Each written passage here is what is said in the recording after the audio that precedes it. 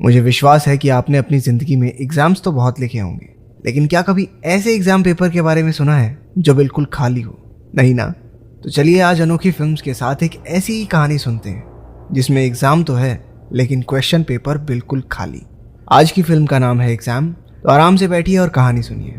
Film की शुरुआत में हम 8 कैंडिडेट्स को देखते हैं जो एक बड़ी कंपनी की नौकरी के एग्ज़ाम के लिए तैयार हो रहे हैं। हम देखते हैं कि एग्जामिनेशन हॉल में रोशनी थोड़ी कम है और सभी कैंडिडेट्स को बराबर दूरी पर बिठाया गया है। वहाँ उनकी हर हरकत पर नज़र रखने के लिए कैमरे भी लगाए गए थे। जब वो 8 अपनी सीट पर बैठ गए तो बंदूक के साथ एक गार्ड रूम में दाखिल हुआ, जिसे देखते ही सब कुछ हद तक परेशान हो गए। उसके बाद वहाँ एक आदमी आया जो अपना नाम तो नहीं बताता लेकिन खुद को द इन्विजिलेटर कहकर इंट्रोड्यूस करता है। हमें पता चलता है कि वो सब कैंडिडेट्स इससे पहले की सारी परीक्षाएं पास कर चुके थे और अगर आज वो ये टेस्ट भी पास कर लें तो उन्हें अपने सपनों की नौकरी मिल जाएगी। इस टेस्ट के रूल के मुताबिक इन्विजिलेटर उन्हें बताता है कि एग्जामिनेशन हॉल में देश के संविधान का कोई भी कानून लागू नहीं होता और कैंडिडेट्स को सिर्फ और सिर्फ एग्जाम के कानून पर ही चलना होगा। उन्हें गार्ड और इन्विजिलेटर से बात करने की भी इजाज़त नहीं है। उसने बताया कि अगर वो जानबूझकर या गलती से भी उनके सामने रखे कागज़ को बर्बाद कर देते हैं या किसी भी वजह से उस कमरे से बाहर जाते हैं तो उन्हें डिस्क्वालीफाई कर दिया जाएगा। इस टेस्ट को ख़त्म करने के लिए उनके पास 80 मिनट का वक्त है। उनके सामने रखे पेपर पर सिर्फ एक ही क्वेश्चन है जिसका उन्हें जवाब देना है। क्या किसी का कोई सवाल है? इन्विजिलेटर ने सभी से पूछा। किसी के जवाब न देने पर वो सबको गुड लक कहकर कमरे से बाहर चला गया। जब उन्होंने क्वेश्चन पेपर को पलटा तो देखा कि वो दोनों तरफ से एकदम खाली था। वो सब एक दूसरे की तरफ कंफ्यूज निगाहों से देखते हैं। गुजरते वक्त के साथ उनकी बेचैनी बढ़ती जाती है। कैंडिडेट नंबर 2 ने पेपर पर लिखना शुरू किया कि क्यों वो इस नौकरी के लायक है। वहाँ लगे कैमरे उसके पेपर पर जूम करते हैं और गार्ड को उसे कमरे से बाहर निकालने के लिए कह दिया जाता है क्योंकि उसने अपना पेपर खराब कर दिया था। नंबर 2 दूसरे मौके की भीख मांगती रही लेकिन गार्ड ने उसकी एक ना सुनी और दरवाज़ा लॉक कर दिया। कुछ देर बाद नंबर 5 सोचता है कि वो इन्विजिलेटर और गार्ड से बात नहीं कर सकते।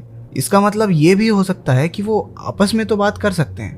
वो दूसरों को ये बात बताता है जिस पर वो भी विश्वास कर लेते हैं कि उन्हें साथ मिलकर सवाल और जवाब दोनों ढूंढने पड़ेंगे। वो सब मिलकर टेस्ट पास करने के कई तरीके डिस्कस करते हैं। इस दौरान कैंडिडेट नंबर 1 बिल्कुल नहीं बोलता। एक आदमी खुद को इंट्रोड्यूस करने लगता है लेकिन नंबर 5 ने सलाह दी कि उन सबको एक दूसरे के नकली नाम रख लेने चाहिए ताकि उन्हें अपनी असली पहचान ना बतानी पड़े। वो नंबर 1 को डेफ नाम देता है क्योंकि उसने अभी तक एक शब्द भी नहीं बोला था। उन्होंने लड़कों का नाम उनकी जाति के हिसाब से ब्राउन, ब्लैक और वाइट रखा, जबकि लड़कियों के नाम उनके बालों के रंग के हिसाब से ब्लॉन्ड, ब्रूनेट और डार्क रखे जाते हैं। वाइट सुझाव देता है कि वो अपनी सीट से खड़े हो सकते हैं क्योंकि ऐसा कोई रूल नहीं था जो कहता है कि वो ऐसा नहीं कर सकते।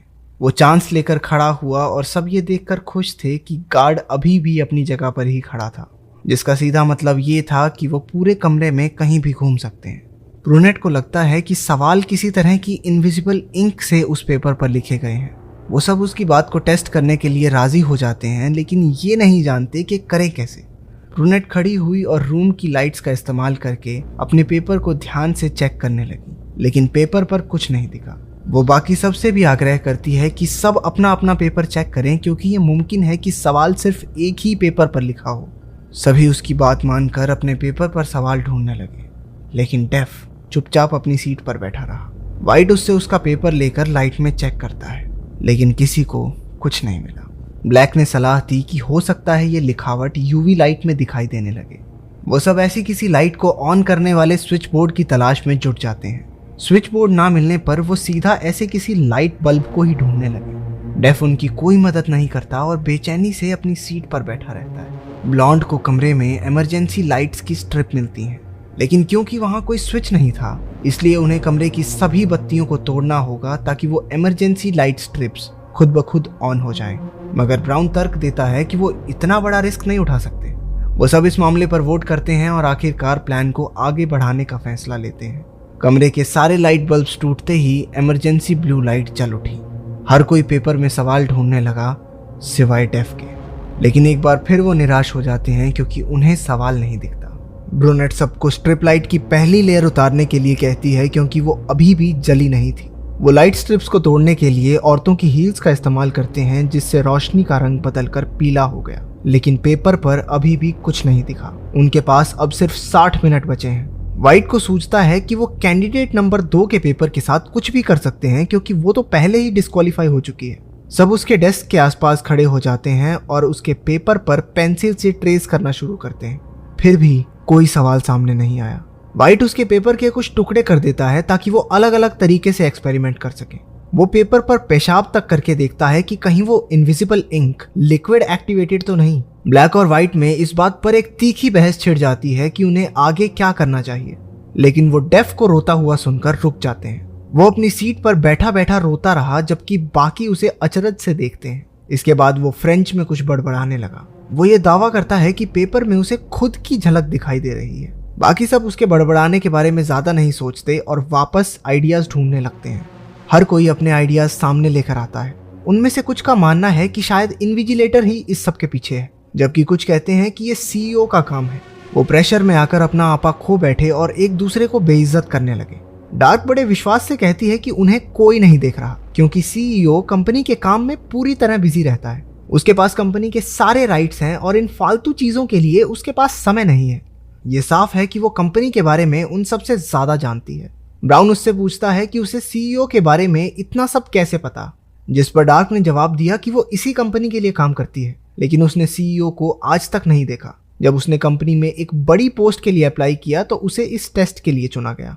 व्हाइट उन्हें बताता है कि उसे ढूंढकर सामने से जॉब ऑफर की गई थी, जबकि बाकी लोग कहते हैं कि उन्होंने खुद जॉब के लिए अप्लाई किया था। एक चीज उन सब में कॉमन थी और वो ये कि उनमें से कोई भी कंपनी के बारे में कुछ नहीं जानता क्योंकि उनसे कोई भी सवाल ना पूछने के लिए कहा गया था। डार्क उन्हें बताती है कि वो एक जानी मानी फार्मास्यूटिकल कंपनी बायरॉग है। कुछ साल पहले जब एक महामारी पूरी दुनिया में फैल गई थी तो उसका इलाज सबसे पहले इसी कंपनी ने ढूंढा था। इस वक्त उनका सालाना टर्नओवर $20 बिलियन है।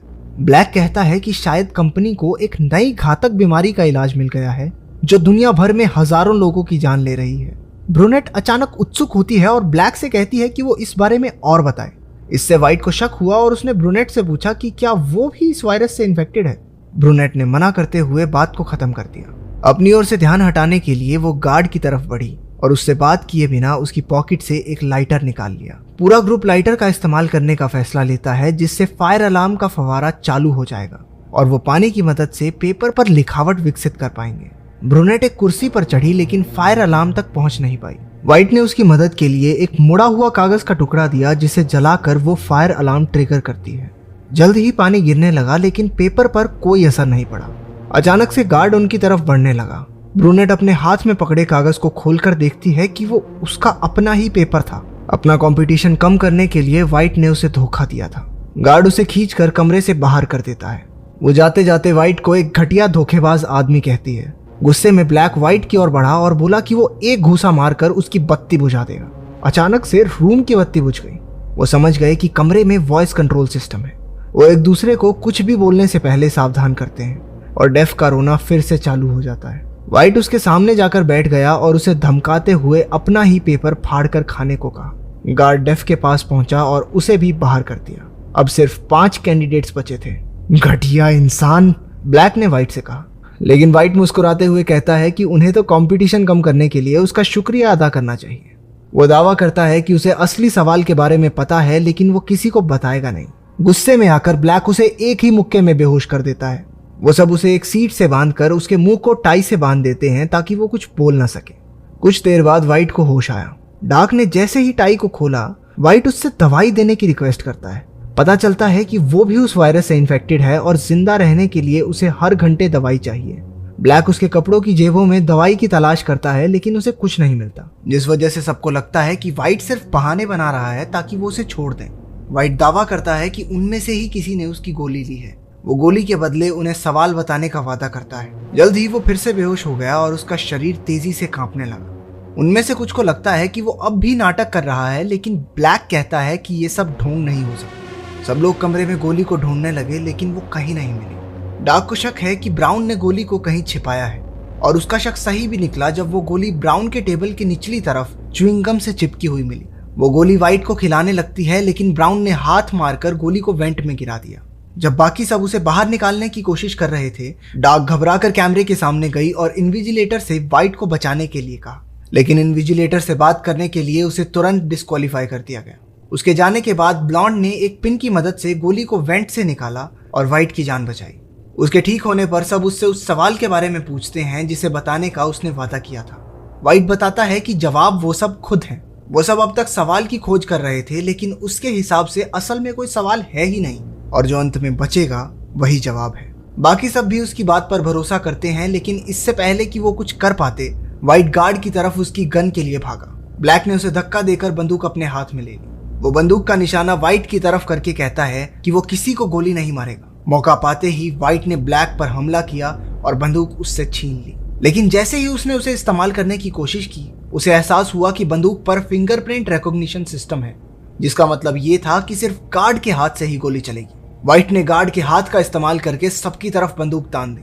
अगर जिंदा रहना चाहते हो तो चुपचाप कमरे से बाहर चले जाओ, वाइट ने बाकी सबसे कहा।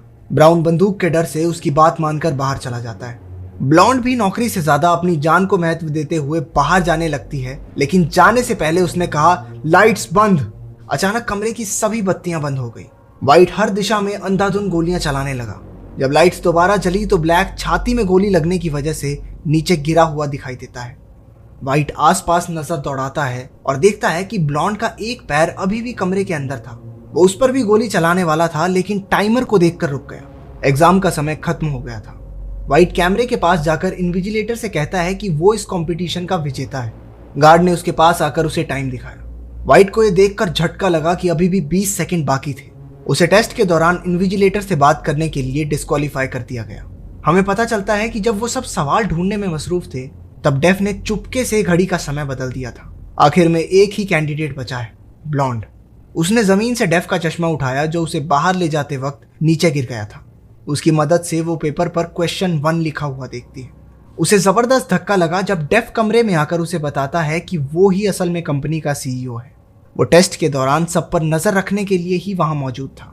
ब्लॉन्ड उसके पास जाकर कहती है, नो। इन्विजिलेटर और सीईओ उसे देखकर मुस्कुराए, क्योंकि उसने सवाल ढूंढ निकाला था और टेस्ट में पास हो गई थी। पता चलता है कि जब टेस्ट की शुरुआत में इन्विजिलेटर ने उनसे पूछा था कि क्या किसी का कोई सवाल है, यही वो सवाल था जिसका जवाब उन्हें देना था। ये पूरा एग्जाम कैंडिडेट्स की होशियारी और अटेंटिवनेस का टेस्ट करने के लिए था। वो ब्लॉन्ड को सीईओ की सेक्रेटरी बनने का ऑफर देते हैं, लेकिन वो ये नौकरी स्वीकार नहीं करती, क्योंकि वो एक ऐसी कंपनी के साथ काम नहीं करना चाहती जहां पर लोगों को मारा जाता हो। जिस पर इन्विजिलेटर ने उसे बताया कि ब्लैक असल में मरा नहीं है, क्योंकि जो गोली उसे लगी है वो असल में एक कैप्सूल है जो बॉडी में जाने पर घाव को ठीक कर देता है। असल में यही उनके द्वारा बनाई गई करिश्माई दवाई है जो दुनिया की किसी भी बीमारी को ठीक कर सकती है। आखिर में ब्लॉन्ड जॉब एक्सेप्ट कर लेती है और सीईओ से हाथ मिलाने पर फिल्म खत्म। नीचे कमेंट्स में अपने हिसाब से कहानी का फेवरेट पार्ट जरूर बताइएगा। कहानी पसंद आई तो लाइक कर देना और ऐसी ही और वीडियोस के लिए सब्सक्राइब।